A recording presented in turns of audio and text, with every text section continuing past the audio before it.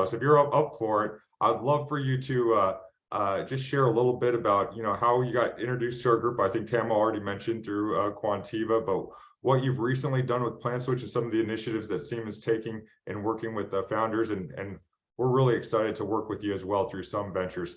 One last thing before actually you go, Carlos, I should give a shameless plug to my own fund here, and that over the past few years of angel investing, became clear that it was time for me to go out and raise a fund, and we recently hit a first close last September for Some Ventures Fund 1. To date, we've made 15 investments through that fund, and really pretty active in the space, making seed investments in the 250K to 500K range and pre-seed investments in the 50 to 100K range. So some of the founders you'll see tonight are also not just going through the Band of Angels channel, but we're looking at them as fund investments too. So if you're curious and you want to hear more about what we're doing on the fund side, you can visit sum.vc or ask me any questions afterwards. I'm happy to answer those too. So now, Carlos, sorry, I love to hand it over to you and have you share a little bit about Siemens.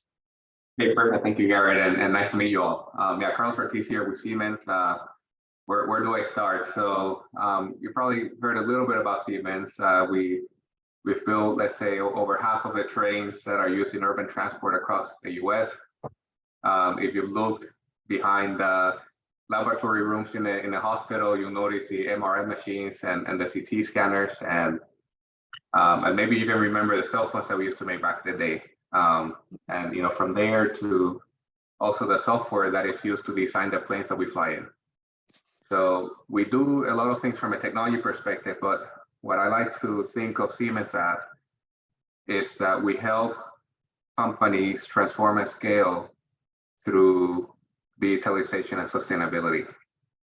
And I say it this way because, yes, we have a lot of technology in-house, and if you think of a $77 billion company by revenue that's been around for 175 years, there's a lot of technology that we have under our belt. But what we also know is that it takes more than technology to actually transform and scale companies. It also takes advisory and implementation services, which is the part of the Siemens unit that I'm from. And it also takes partnering with companies beyond just providing technology and services. And by that specifically, I mean that we work with companies, and I'll talk about PlantSwitch in a second, and actually some of the other companies that are here on the call, on how we help them develop and strategize on different business models and create opportunities out of those. And we also help with the investment and financing of things. So talking about that in order, if we think about technology for a second, right, I mentioned briefly that our software is used to design the planes that we fly on and the factories where a lot of our products are getting built. And not just design the factories and design the products that are made in those factories, but also realizing that, meaning putting the automation technology that goes into running those factories and putting the operating system that actually executes the manufacturing in those factories, and providing the sensors and the edge technology that is taking those products out of those factories and then feeding that back into engineering to make sure that customers are getting the products that they need. And when I think about one of the examples, one of the startups that we're working with, they're not on the call here, but they're building a brand new facility in food and beverage in Midwest US.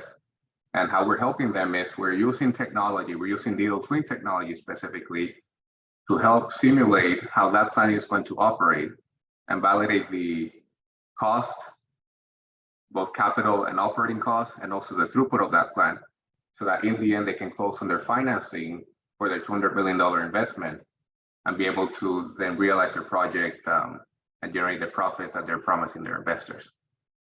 So that's one way that we help from a technology perspective, but we also provide advisory. And there, for example, the example of PlantSwitch comes to mind, where they came to us and said, hey, we want to build a solution that helps us track the carbon benefit for our bioplastics that we're creating.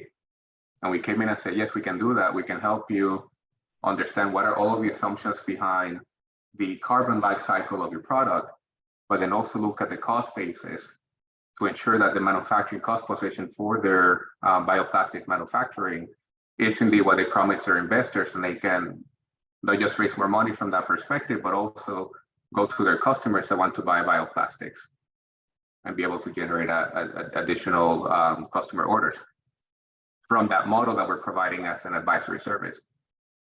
Technology, consulting and advisory and implementation services, but then the third piece is a financing piece. And that is especially, Gary, where you're hinting at is that, for example, we're having a conversation today with PlantSwitch to help them from a long-term investment, but we've already helped them in the shorter term because they have a capital requirement for their manufacturing operations.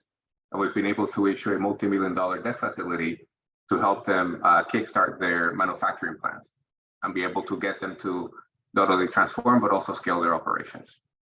So that is, in a nutshell, what we can help with.